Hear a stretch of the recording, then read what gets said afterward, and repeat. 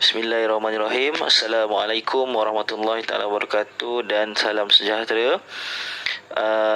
Hari ini Ustaz Edikop sedang bercakap bersama dengan anda semua. Pertama sekali Ustaz ucapkan terima kasih kerana sudi meluangkan masa untuk hadir ke annual grand meeting Cadet Bomber SMK Subang Bestari, dan Ustaz ucapkan tahniah kerana sudi. Dan yang kedua, Ustaz ucapkan selamat datang kepada pelajar-pelajar tingkatan 1 yang barulah yang baru masuk sekolah SMK Subang Bestari. Ustaz ucapkan selamat datang dan selamat berkenalan dengan Cadet Bomber SMK Subang Bestari. Okey, bila mana kita hadir ke AGM, bila mana kita terlantik ataupun dilantik menjadi pemimpin dalam unit uniform terutamanya Cadet Bomber ni. Jadi Ustaz harap kamu akan menjadi seorang yang lebih baik lah. Jadi jangan takut, jangan risau, ini adalah latihan kepimpinan untuk kamu semua. So AGM ni adalah tempatnya. So pilihlah pemimpin-pemimpin yang baik. So sebelum kita pergi jauh tentang AGM kita, Ustaz nak terangkan sedikit sebanyak tentang Cadet Bomber, terutamanya bagi mereka-mereka yang tak pernah kenal ataupun tak pernah tahu pasal Cadet Bomber. Jadi Ustaz nak terangkan tentang Cadet Bomber lah. Jadi kenapa dia ditubuhkan ataupun dia ada di sekolah-sekolah, terutamanya sekolah-sekolah yang ada sekarang lah, dan menjadi salah satu unit uniform yang ada di sekolah-sekolah lah. Okey, baik. So kalau tengok kepada slide yang Ustaz dah sediakan dekat sini, tengok betul-betul. Okey, yang pertama adalah untuk memupuk kesedaran tentang bahaya kebakaran dan langkah-langkah pencegahan.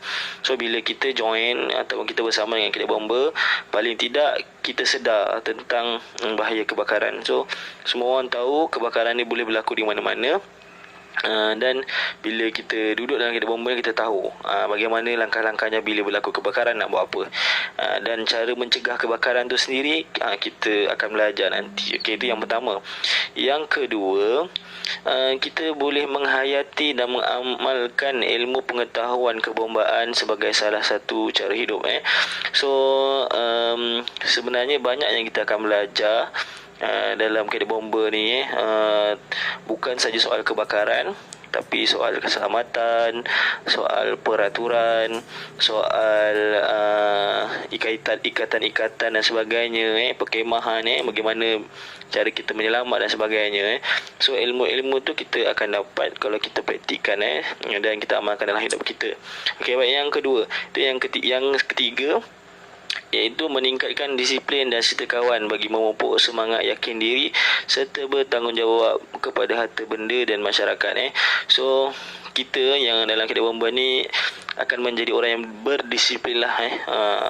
So banyak segi yang kita akan tekankan disiplin. So bila masuk unit uniform ni, jangan takut, jangan segan. Ini adalah salah satu platform untuk kita lebih berdisiplin. Sebab apa? Orang yang berdisiplin saja yang boleh berjaya. Orang yang tak ada disiplin ni kebanyakannya susah nak berjaya. Susah nak berjaya sebab dia sendiri tak ada disiplin. Disiplin dari segi masa dia, disiplin dari segi pengurusan diri dia dan sebagainya, dan disiplin belajar. So daripada sini kita akan belajar lah yang berkenaan disiplin. Okey, yang keempat iaitu mengeratkan kerjasama dan persamaan antara ahli dengan Jabatan Bomber dan Penyelamat Malaysia. So setiap sekolah ini sebenarnya kita ada hubungan dengan Balai Bomber dan Penyelamat yang berdekatan. So kalau kamu dah perform, kalau kita ada kawan dan sebagainya, kita akan panggil Balai Bomber yang berdekatan. Macam biasa sekolah biasa buat fire drill dan sebagainya, kita panggil Balai Bomber yang berdekatan. So Cadet Bomber akan involve dalam kita punya program. Baik, seterusnya yang kelima, mewujudkan suasana sekolah bebas dari bahaya kebakaran. So ini dia punya poin lebih kurang kepada nombor 1 tadi. Nak pastikan banyak orang sedar dan faham bila berlaku kebakaran, nak buat apa. Okey, dan yang terakhir, yang keenam, menanamkan minat untuk memilih menjadi anggota bomber dan penyelamat sebagai kerjaya. So daripada sinilah bermulanya. Kalau kamu minat cita-cita kamu nak menjadi ahli bomba, nak jadi abang bomba katakan, kamu kan minat nak jadi abang bomba, nampak segak bergaya, macho, sadar lagi kan cik Wah. So inilah salah satu tempatnya untuk korang mengasah bakat, memahami, mengenali.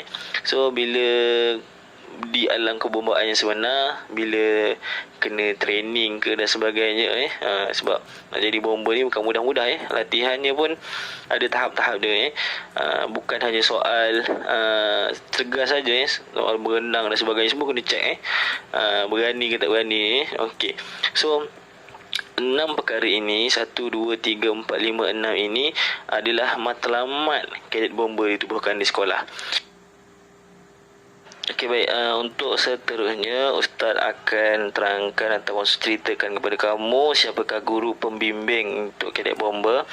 So ini Ustaz, Ustaz Edikop bin Lakib Sedianto, atau nama Ustaz boleh panggil Ustaz Edi. Ustaz adalah guru ketua untuk unit kadet bomba sesi petang. So dalam bersama, Ustaz adalah guru pendidikan Islam dan juga guru disiplin, guru disiplin untuk sesi petang. So kamu bolehlah berjumpa Ustaz kalau ada apa-apa berkaitan dengan kadet bomba. Okey, seterusnya Ustaz nak kongsikan sikit guru pembimbing seterusnya atau penasihat seterusnya adalah Ustaz Ahmad Zaki bin Ismail. Boleh panggil Ustaz Zaki. Ustaz Zaki juga kalau kamu tengok kat tu, untuk tahun 2021 ni dia adalah guru pendamping bagi Tingkatan 2 Agon. Dia adalah guru yang kira banyak pengalaman dalam arena pendidikan ni. So apa-apa kamu boleh bertanya dengan dia lah. So dia pun terlibat dalam menjadi guru pembimbing. So ada dua cikgu lelaki, Ustaz dengan Ustaz Ahmad Zaki. Dan seterusnya Cikgu Wan Ruzita binti Wan Muda. Okey, Cikgu Ruzita ni dia ajar RBT lah untuk tahun 2021 ni. So cikgu ni adalah cikgu koperasi. Kamu akan selalu nampak dia kat koperasi lah. So Cikgu Ruzita pun pembimbing untuk kadet bomba. Seterusnya adalah Cikgu Nur Amalina binti Yaakob. Seperti mana kamu nampak dalam paparan skrin tu, Cikgu Nur Amalina ni adalah guru tingkatan 1, penyelaras tingkatan 1. So mana-mana yang baru masuk tu, dia lah yang menyelaraskan kamu untuk ke kelas-kelas dan sebagainya. So Cikgu Amalina akan membimbing kita. Seterusnya adalah Ustazah Nur Siti Nur Hasimah binti Marjono atau Abu Bakar. Ustazah Hasimah pun adalah dia merupakan guru pendidikan Islam. So dia juga adalah guru penasihat untuk kadet bomba. Ustazah Hasimah ni boleh jumpa di bilik pendidikan Islam. Okey, itulah dia antara guru-guru yang akan menjadi guru pembimbing kamu sepanjang kamu menjadi ahli kadet bomba SMK Subang Mistari untuk sesi petang. Okey, so ada benda yang lebih penting saya nak explain kat sini, iaitu bagaimana perjalanan AGM untuk kadet bomba 2021 kita. So sekarang ni kita berada di fasa yang pertama, iaitu pengenalan berkenaan dengan kadet bomba. Iaitu kalau kamu tengok dalam skrin tu, ucapan alu-aluan ketua guru penasihat tu Ustaz lah. Iaitu dan Ustaz pun dah kenalkan kepada kamu guru penasihat bagi kadet bomba. Habislah fasa ni. So maksudnya lepas habis ni kamu akan pergi fasa seterusnya. Okey, untuk fasa seterusnya ini fasa pengisian nama calon. So maksudnya calon-calon yang mana semua ahli bebas untuk memilih calon yang dirasakan layak dalam Google Form yang akan disediakan. So nanti dalam Telegram tu saya akan sediakan Google Form untuk kamu isi jawatan-jawatan nama-nama orang yang kamu rasa dia orang layak lah, antara 1 dengan 2 boleh jadi pemimpin. Isi je, tak ada masalah. So Ustaz explain sikit. So siapa-siapa yang menjadi ahli jawatan kuasa dalam kadet bomba ni dia ada merit. Kalau kamu perasan Ustaz ada hantar 2 gambar. So merit dia tinggi sampai 10. So jangan takut. Ini adalah salah satu cara bagaimana kita nak menjadi seorang pemimpin pada masa akan datang. So ceburkan diri, tak ada masalah, tak perlu nak takut apa pun. Tak susah pun sebenarnya. So sebenarnya link Google Form akan diberikan dalam grup chat Telegram. So nanti kamu akan tengok lepas Habis sesi ni, link untuk Google Form tu akan ada. So ustaz akan berikan tempoh mengisi daripada 9 suku hingga 12 tengah hari. So sepanjang masa tu kamu fikirlah nak buat apa kan. Sebab masa ni pun ustaz difahamkan untuk kelas-kelas kamu, kamu diarahkan ke sini lebih utama so fokus, isi je. Kamu rasa kawan kamu tu layak menjadi pemimpin, teruskan, bagi dia, isi je, jangan takut jangan malu, jangan segan, isi je, tak perlu nak takut orang tak tahu pun siapa nama siapa yang naik macam kita mengundi, macam tu lah tak tahu siapa. Okay, so isi. Okey, habis je fasa yang kedua. Lepas dah habis pukul 12, maksudnya semua pencalonan tamat lah. Kalau pilihan raya ni, orang yang nak jadi YB, nak jadi menteri ke apa semua ni, nak bertanding ni, calon tu, proses penamaan calon tu dah tamat. Macam tu so kita pergi proses yang seterusnya, iaitu proses yang ketiga, iaitu pengundian. So semua ahli bebas untuk mengundi calon yang dirasakan layak. Dalam Telegram nanti, lepas dapat list lengkap siapa yang bercalon bertanding untuk pengerusi, naik pengerusi, setiausaha bendahari, AJK dan sebagainya, ustaz akan buat voting pooling. So semua orang kena mengundi lah. Tinggal tekan klik je sekali je. Dia tak boleh dua kali sebab tu kita guna Telegram. Maksudnya tak ada istilah dirosak ke apa, tak ada so kamu tinggal tekan sekali je. Memang tak orang boleh tekan sekali. Lepas dah tekan sekali, dia tak boleh tekan cancel dan sebagainya So tempoh pengundian ni bermula daripada jam 2 petang sehingga 5 petang. So ada lebih kurang 3 jam untuk orang keluar mengundi. Macam tu lah Okey, so habis pukul 5 petang,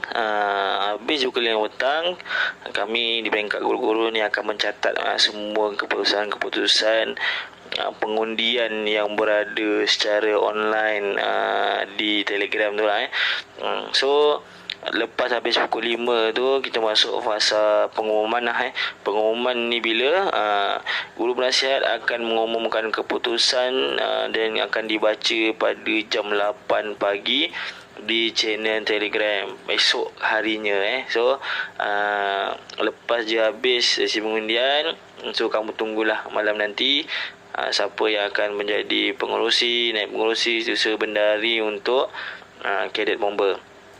So itulah perjalanan secara ringkas. Ustaz harap kamu faham ada 4 fasa. Sekarang ni kita baru fasa yang pertama So kita ada fasa penamaan calon, ataupun istilahnya kalau dalam ni kita panggil pengisian nama calon lah. So isi je, jangan takut.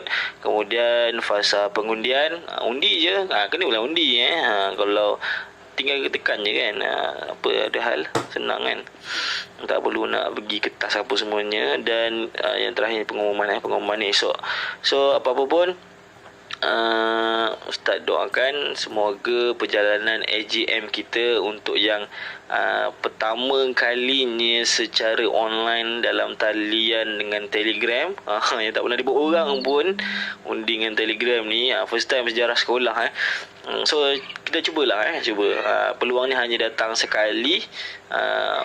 Masa PKP ni kita boleh rasa begini lepas ni dah tak ada dah.